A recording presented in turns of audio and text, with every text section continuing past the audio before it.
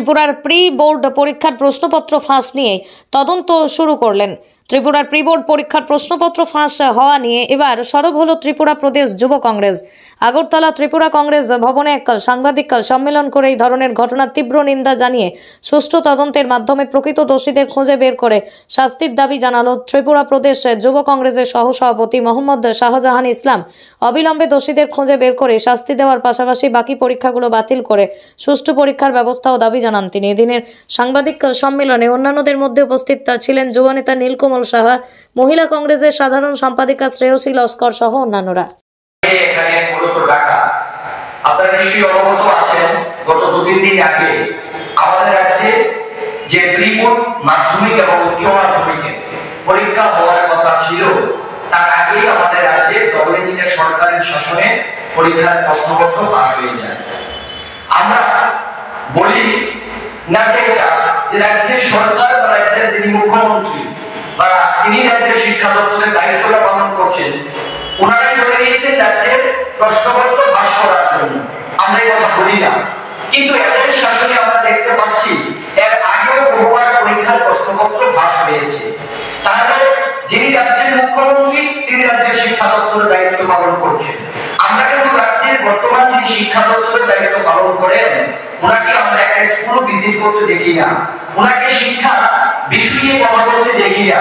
ওনার শাসনে ওনার দায়িত্ব থাকা অবস্থায় এই রাজ্যে যখন মাধ্যমিক এবং উচ্চ মাধ্যমিকে প্রশ্নপত্র ফাঁস হয়ে যাচ্ছে, আজকে কতদিন, কয়েক ঘন্টা হলো, প্রায় 72 ঘন্টা হয়ে যাচ্ছে, এখনো রাজ্য সরকার বা শিক্ষা দপ্তর প্রাথমিকভাবে একজনকে তদন্তের সাপেক্ষে গ্রেফতার করতে পারেনি।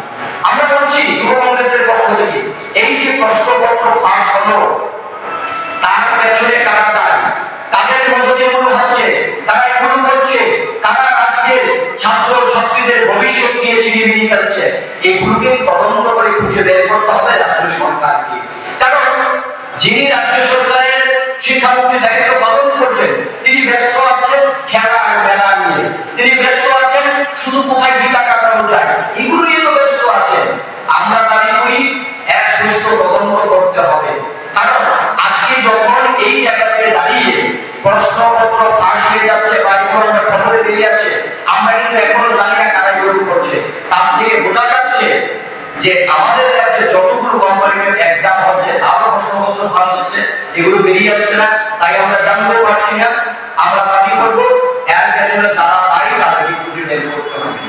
এবং রাজ্যের মাননীয় মুখ্যমন্ত্রী ওনারও কোনো খোঁজ খবর নেই, আজকে প্রশ্নপত্র তো ফাঁস হবেই।